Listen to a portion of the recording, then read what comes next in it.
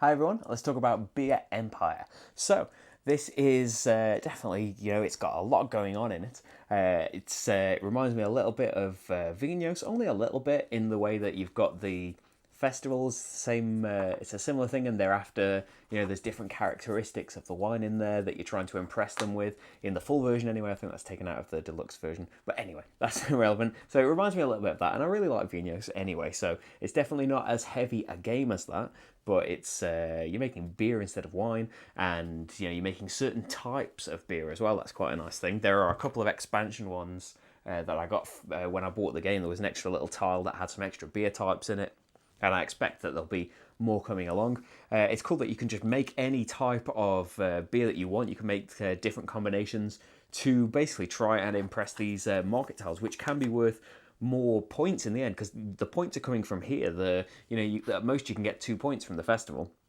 It is where you get other useful things like the passion tiles, extra workers, more caps. It can be a really important thing, but the points are coming from these market tiles, and it's really nice trying to balance these things out, as I didn't do very well in the playthrough. You can't let one completely slide, but you can't.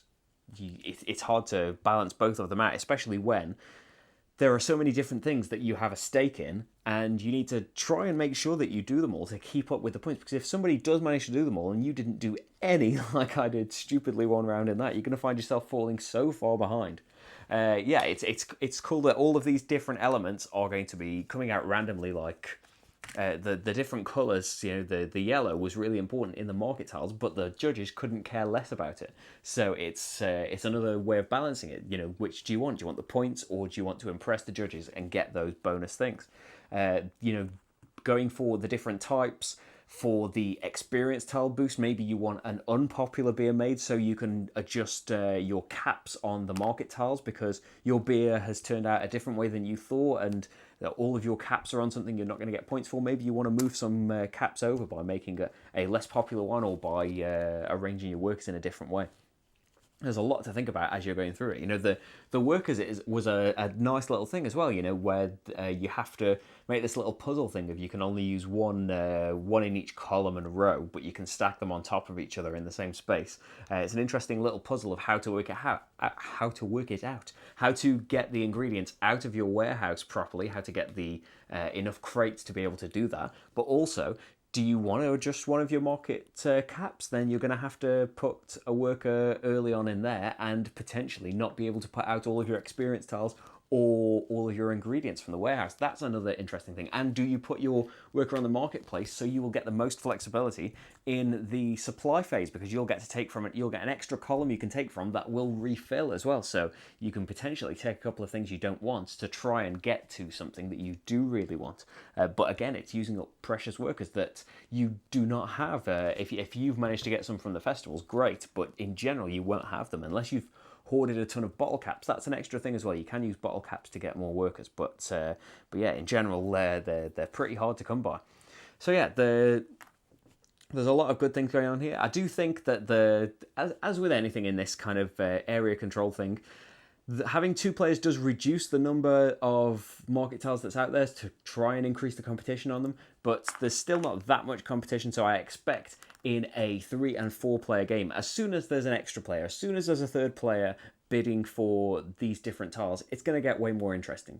Even if there was a kind of a dummy player that bid a certain amount, or just started off with a certain amount on the market tiles, so you had to beat that, because it's easy. If one person really just doesn't care about one thing, you can just slam one on it and get a lot of points from it. That is just kind of inherent in a 2-player thing, though. It's, as I said, it would be nice if there was a threshold you had to go past just to be able to be first on the tile.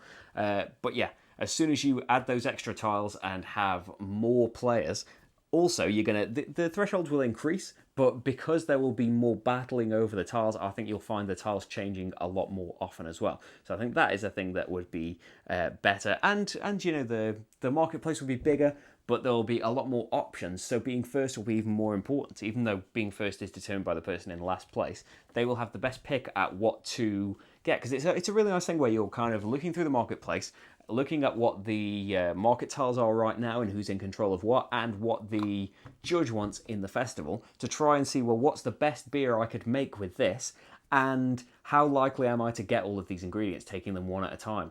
Because obviously if I take the best thing out there and I really need the second pot, otherwise this pot is useless, then that pot's probably not going to be there by the time it comes around to my turn. There's a lot of nice things going on in here.